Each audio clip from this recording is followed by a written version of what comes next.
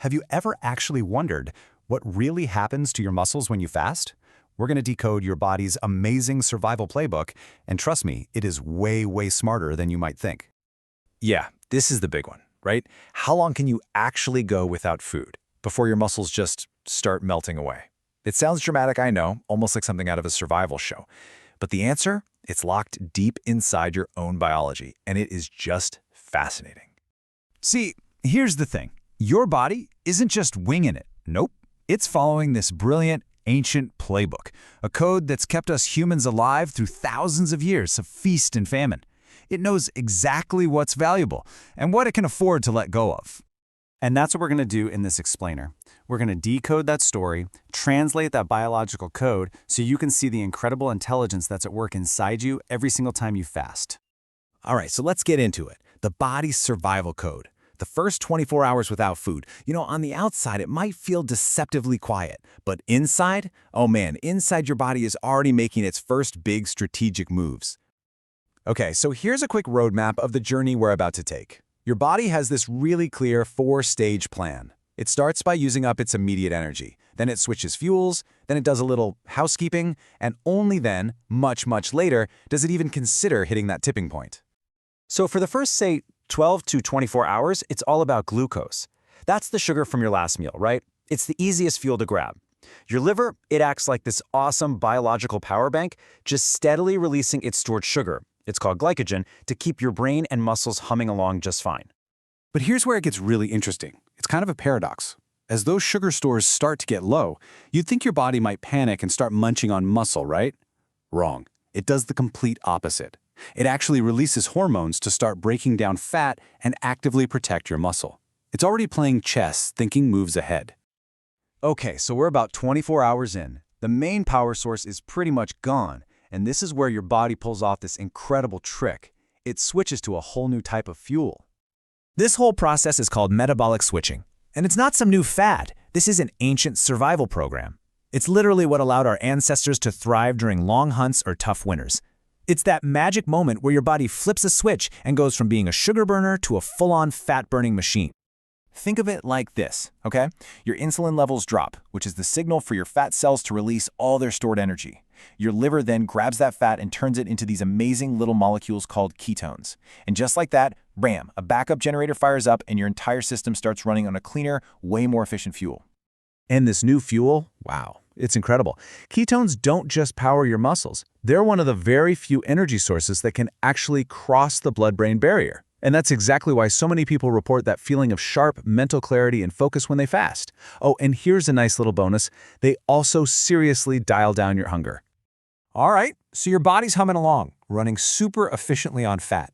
But then, around day 2 or 3, something even deeper, something more restorative kicks in. And honestly, this is where things get truly amazing. The word for it is autophagy. Now, that literally means self-eating. But don't let the name scare you off. It's not eating your precious muscle. A much better way to think of it is your body's ultimate recycling program. It literally starts hunting down old, broken cell parts, junk proteins, and turns all that waste into fresh, clean energy. And this just shows you, right? The body isn't desperate for fuel at this point. It's being incredibly smart and resourceful. It's literally taking out the cellular trash, making everything run better, and lowering inflammation. It's a deep, biological spring cleaning, all while fiercely protecting your valuable muscle. So how does it protect that muscle so well? Get this. Around day 3 or 4, your growth hormone levels can surge up to 5 times higher than normal. 5 times. This hormone basically acts like a powerful shield for your lean tissue, screaming at your body, hey, burn the fat for fuel and leave the muscle alone. Okay, so we've seen how the body just cleverly adapts and protects itself, but that protection doesn't last forever. It's not infinite. So now we get to the real heart of the question. When does that strategy shift from preservation over to sacrifice? This chart pretty much tells the whole story. For the first full week, the risk of losing any significant muscle is tiny, minimal. Your body is happy running on fat. It's in peak preservation mode. Even between days 7 and 10, the risk is still pretty low.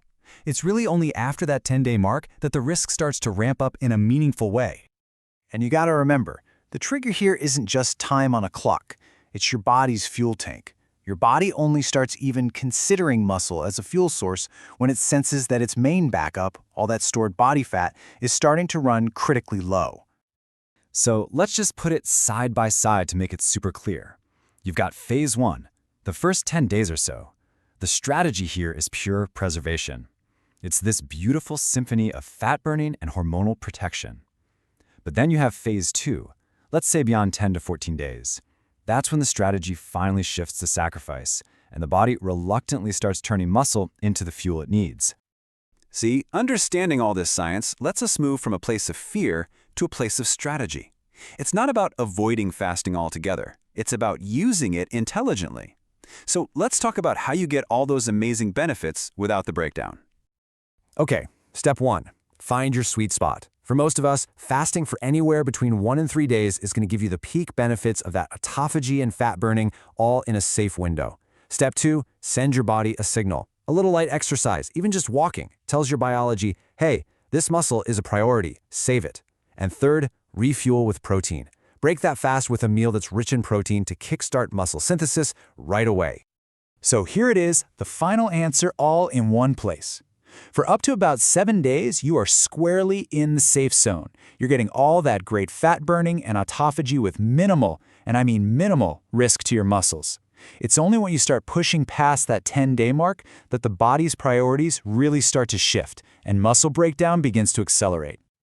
So just remember, the key here isn't about how long you can fast. It's not an endurance contest. It's all about how intelligently you do it. It's about understanding your body's ancient wisdom and working with it, not against it.